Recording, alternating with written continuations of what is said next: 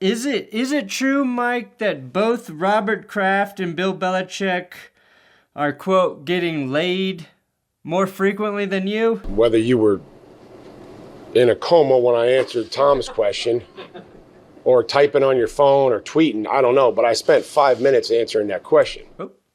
Sorry, I didn't realize you already answered that. He's sitting in jail. I don't think I ought to be paying him.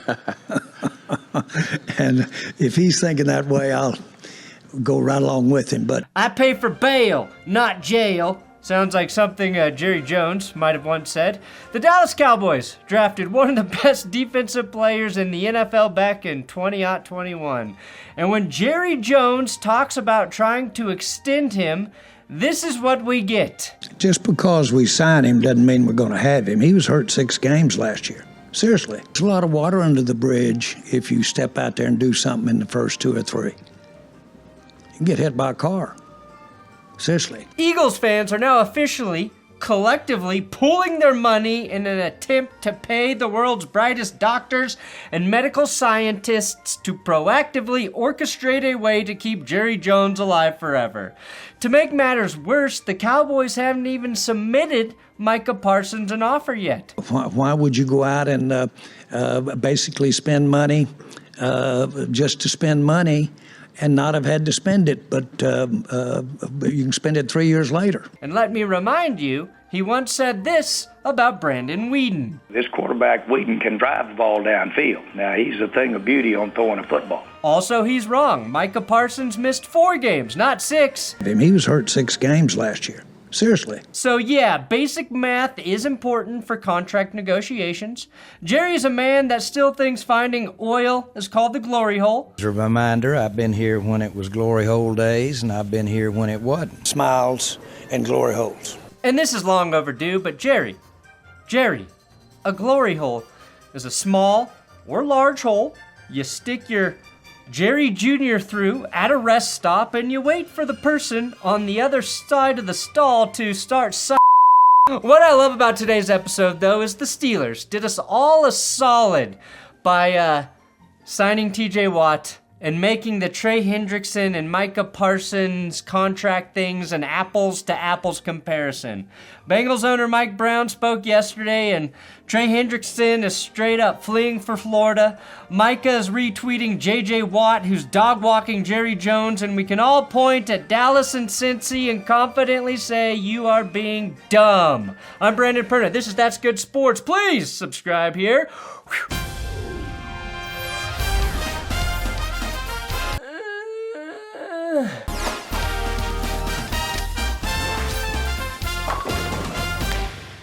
Also, Thursday night is our Patreon Zoom hangout for all $10 and above Patreon monthly donors or YouTube monthly donors. Patreon's a great way to support this channel. We'll be doing our fantasy leagues in August for $20 a month donors. And I have shout outs for new Patreon members, Jay Dizzle and Derek Rucker. Again, patreon.com/thatsgoodsports.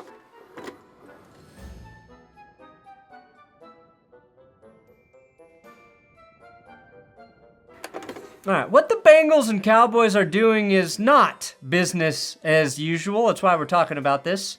I mean, I guess it might be for them, but in terms of the NFL as a whole, their contract negotiating tactics are outliers. Last week, TJ Watt received a new contract from the Pittsburgh Steelers, 3 years, $123 million with $108 million guaranteed. The NFL salary cap keeps the playing field fairly even in terms of how much players can get paid. However, the teams with the richest owners have the liquidity to put cash into player escrow, which is needed when contracts and extensions are made. There's a slight advantage for the wealthiest NFL owners in that respect. The Rooney family, which owns the Steelers, is worth roughly $1.2 billion, making them one of the poorest owners in the NFL. That means maxing out player contracts and the cap actually can be felt on their bottom line. Conversely, Jerry Jones, with a net worth of $17 billion, is the 5th richest owner in the NFL, and the Cowboys are still the most valuable NFL franchise, so there is no excuse for them to not pay and extend Micah Parsons, and by not doing so, they're only fucking themselves. What Dallas does not have is a strong and empowered head coach like Mike Tomlin, who is reportedly a big reason the TJ Watt deal was done before training camp started. Luckily, the Cowboys also don't have a weird head coach like Jim Harbaugh, who is tracking to become the first NFL head coach to have a restraining order filed against him by his own quarterback.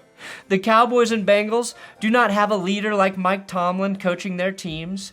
You could argue the Cowboys haven't had an iconoclast type at head coach who pushed back at Jerry Jones since Bill Parcells. Brian Schottenheimer was not made the head coach of the Cowboys to ruffle feathers and challenge Jerry Jones. Zach Taylor is maybe a solid head coach, nobody really knows, but the only reason guys are getting paid in Cincinnati is because Joe Burrow is demanding it.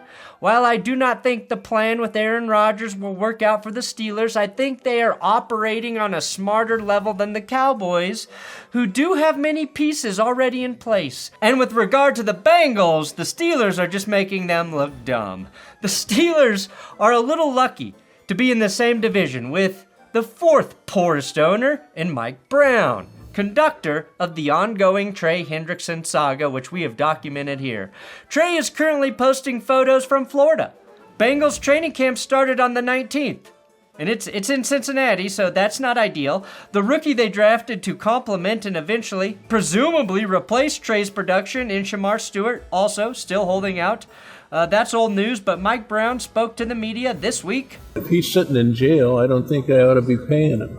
And so we say that if he got involved in conduct detrimental, we'd have the right to terminate the guaranteed part for the back years. To be fair to Mike Brown, if a player is in jail for domestic violence, I don't think he should get paid either.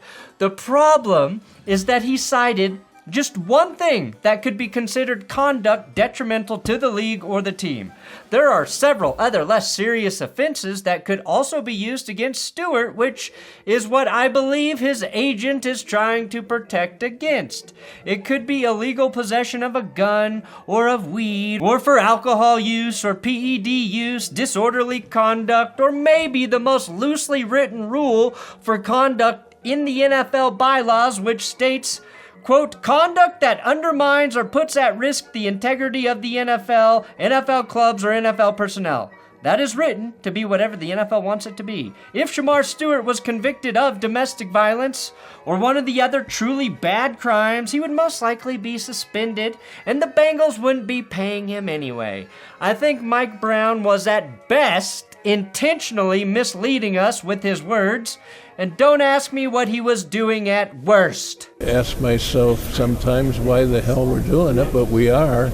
You could wait out this rookie bullshit, contract language that nobody really gives a fuck about if your best defensive player was not also holding out. Instead, Cincy, going on 5 straight months, and more like 30 straight years, looks petty. They did it with Joe Mixon. They did it with Jesse Bates, and now Trey and Shamar flee Mike Brown's castle.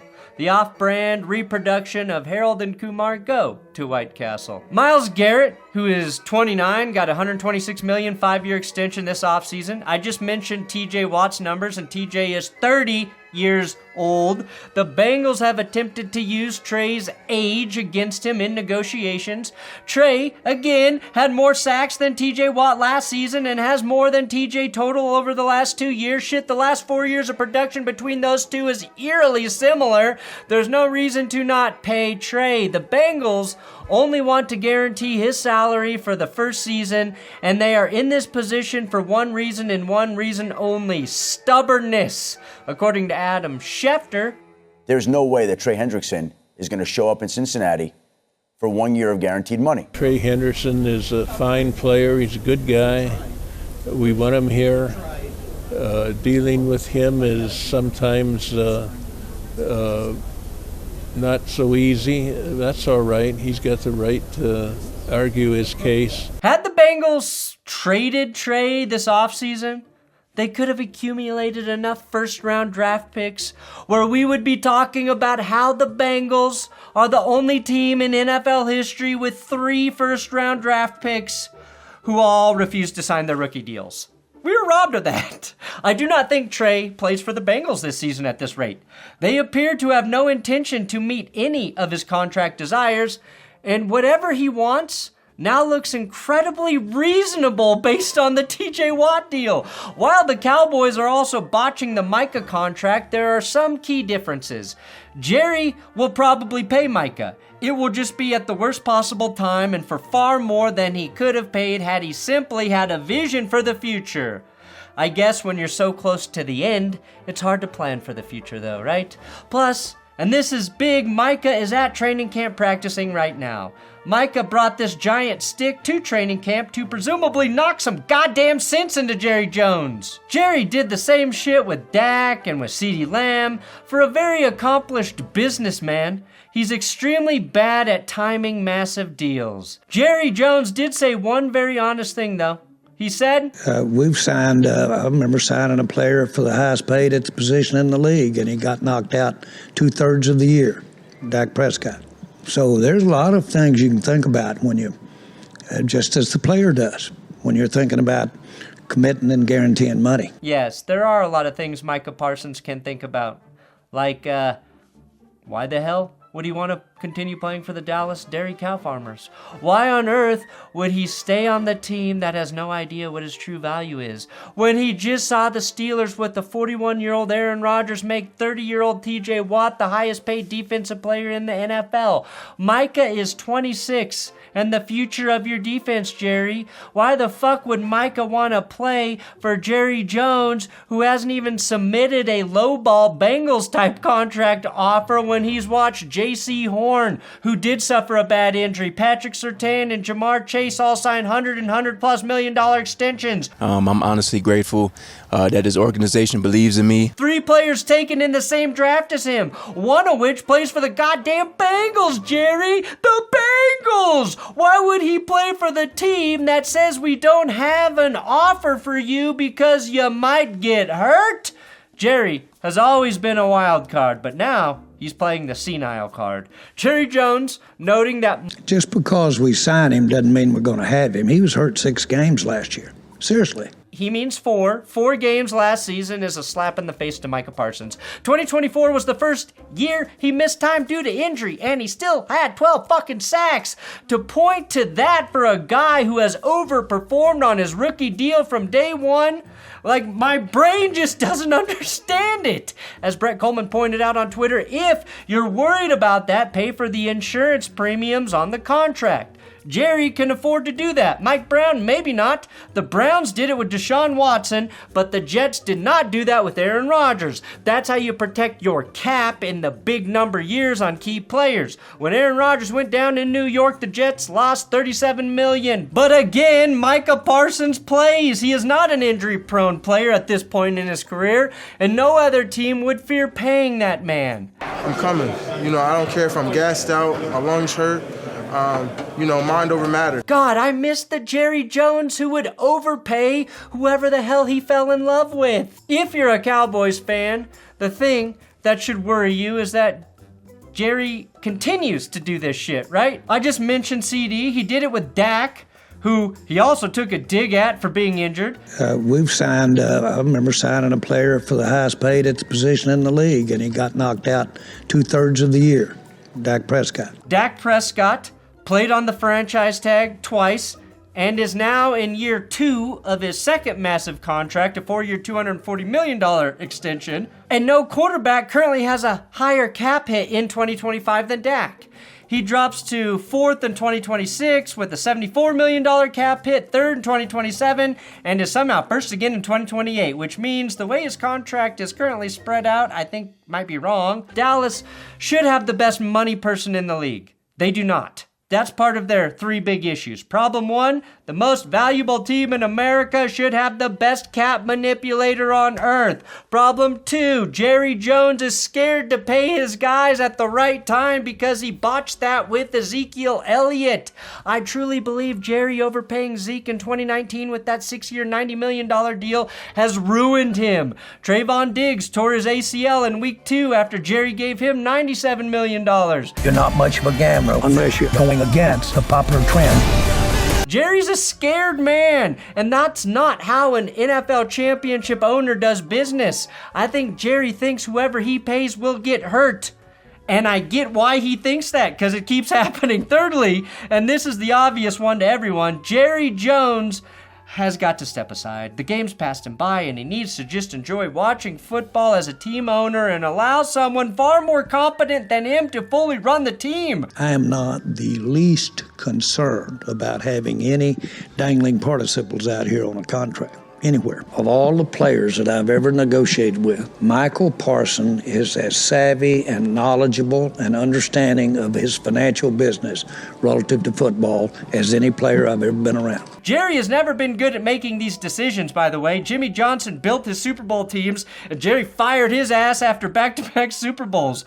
The 30-year Super Bowl drought is far closer to the owner Jerry Jones really is than the dynasty builder from the late 80s and early 90s, because anyone with a half a football brain would have locked Micah Parsons up. If he's sitting in jail, I don't think I ought to be paying him. No, not like that, Mike Brown. Locked him down long-term at the first available opportunity in 2024, like the Broncos did with Pat Surtain, who now has the 7th biggest contract for a DB in the league. Trayvon Diggs, by the way, has $1 million more in total value than Pat Surtain. We should be talking about the exact same situation for Micah. We should be saying, damn, Micah's the 4th or 5th highest paid edge rusher in the league, less than a year after signing his extension. That's what Jerry cost himself by dragging this out. I had times when I did get up and I should have sat down, or times when I should have shut up. So all of that comes to bear. Some of them's been real good. Some of them I would do over again. So you get hit by a car. Fuck, Sinky, we need to act. Whoa, Seth. Seriously. Thanks for watching That's Good Sports. Yes, the Bengals and Cowboys are doing business poorly right now. Poorly. And honestly, both of those rosters should be contending, or at least making deep playoff pushes right now.